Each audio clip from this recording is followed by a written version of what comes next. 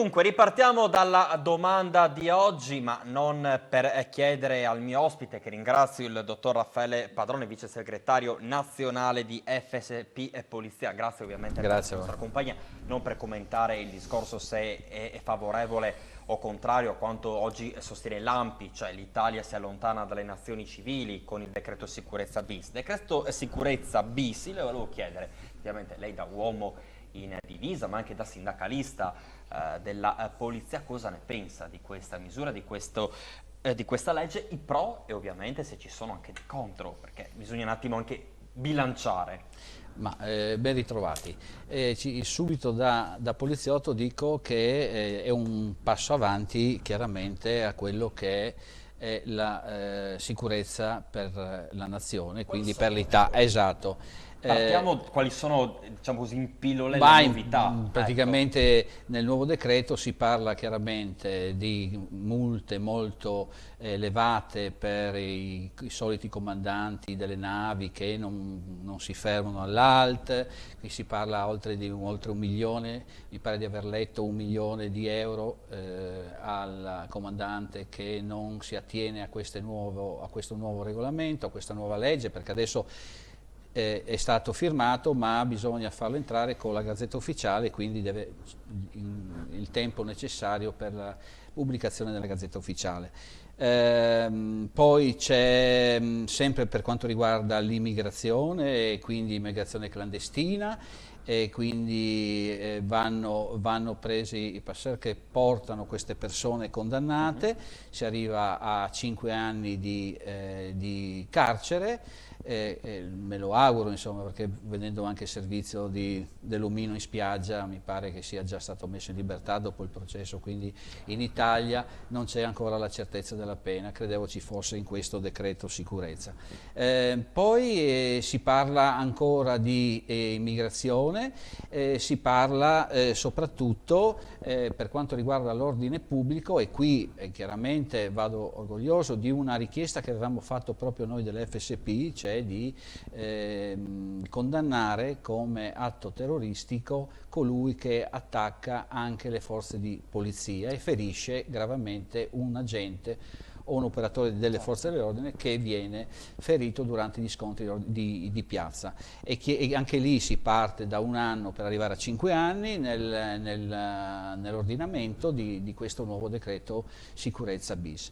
Per quanto riguarda, queste sono le cose che magari possono sembrare carine sotto un aspetto e sono molto importanti per la sicurezza dell'Italia. Il problema è che adesso bisognerebbe il ministro dovrebbe prendere a cuore, il ministro, anche qui il ministro e il suo partito hanno votato, anche qui mi pare di essere tornati un attimo indietro quando io feci la mozione in regione, e chi, a parte 5 del Movimento 5 Stelle che non hanno votato, ma si sono astenuti Forza Italia, che parlano sempre di sicurezza, e si sono astenuti quelli di Fratelli d'Italia. Quindi sotto questo aspetto forse noi italiani dovremmo essere molto più uniti, no? Quindi lasciamo perdere, ripeto, questa parte politica, ma era un inciso perché mi interessava sottolineare che poi effettivamente la politica gioca sempre chi presenta qualcosa. Se la presenta la destra, allora la sinistra non la firma, e questi sono i giochi della politica. Io non la faccio politica sindacale, ma mi interessa soprattutto il benessere del collega che sta in strada, ed è proprio questo che volevo dire. Visto che il ministro e chi per lui si è accanito per fare firmare e per portare avanti questo decreto legge che è bis, ce ne potrebbe essere un tris, e così avremmo completato l'opera, perché oggi abbiamo salvato, diciamo, la nazione, ma adesso bisogna fare qualcosa per la sicurezza, per chi garantisce la sicurezza, e guarda caso sono i poliziotti. Abbiamo un contratto di lavoro che è scaduto, ma c'era stato presentato 210 milioni, una miseria, 200 milioni per 3 anni per lavorare sul contratto di lavoro, scaduto da anni, perché prima siamo stati 10 anni senza avere un contratto di lavoro, quindi dare strumenti alla polizia, fare delle leggi io oggi, perché quando ho sentito più potere alla polizia, mi sono andato subito a informare, ho detto, vuoi vedere che tutte quelle volte che io dico che servono leggi speciali, qualcuno mi ha ascoltato, perché ne abbiamo politici in regione che sono anche a Roma, no? Ho detto, vuoi vedere che hanno messo da parte qualche mia notizia? Invece non è che ci sia, c'è la notizia di garantire la sicurezza italiana, ma chi garantisce poi la sicurezza sulle strade non è un decreto che ci tocca. Allora, avevamo chiesto alla mercé poi. Abbiamo un contratto scaduto anche noi, ripeto, erano stati stanziati per il triennio 19, 20 e 21 210 milioni di euro, ma tutto tace, non sappiamo più nulla.